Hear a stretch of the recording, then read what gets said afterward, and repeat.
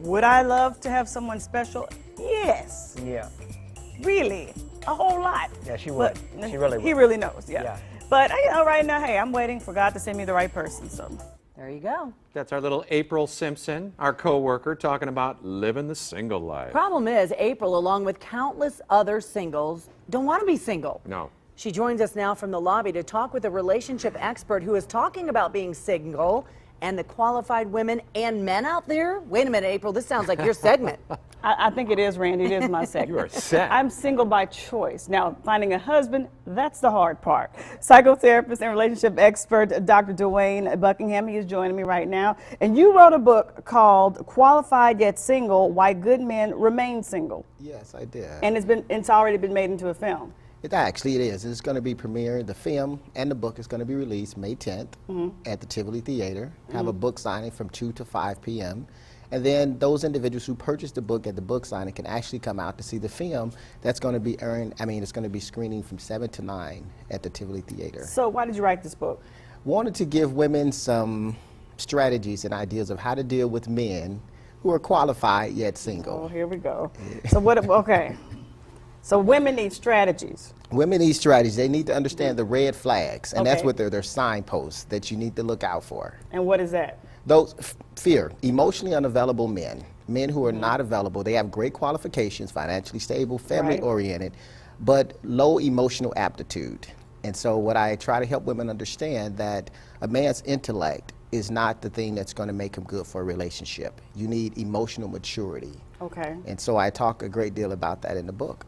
Okay, and what else? 'Cause I'm really trying to and under that emotional fear. Fear is one of those underlying things that I think for men and women that I've dealt with in therapy.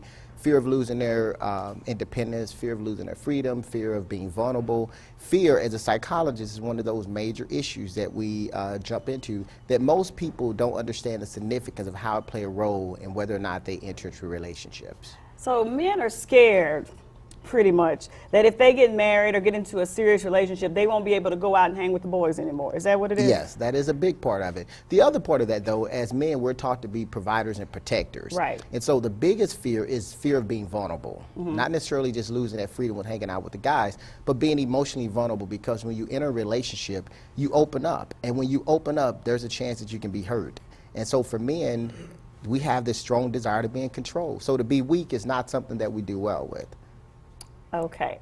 So, but women, like, from looking at me and knowing a little bit of my background, what do you think is my problem? Why am I single? Why are you single? Well, not knowing too much about you, but I would say qualifications does not make a person qualified to be in a relationship. So the things that I talk about in therapy is trust. So I talk to women that they don't necessarily trust men because of previous relationships. It could be previous relationships that they've had with a significant other, or things that they observed from their parents, from family, friends. And so the history, when you get to know a person, you really want to understand where they're coming from and understand why they're single. So with yourself, I mean, you may have the great qualifications, but if we dig a little bit deeper, you know, we'll see what's going on with Miss April.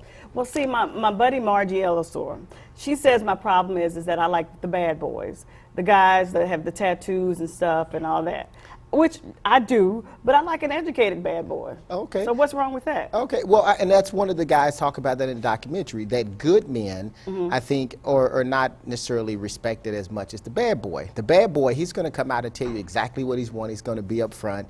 He doesn't necessarily sugarcoat. And a lot of women kind of like that aggressiveness because that's that man, that macho kind of mentality. And so they're drawn to that. There's nothing necessarily wrong with that. But the other challenge of that is, can he tone that down to meet your emotional needs? And so if he's in the fine for where he's tough all the time, is he going to be able to meet your emotional needs? Well, that makes sense. Hopefully I'll find a man. Talking to you, thank you so much, Dr. Dwayne Buckingham. And again, we had all the information on the screen, also going to be on our website, FOX2NOW.com. Take a break. We'll be right back.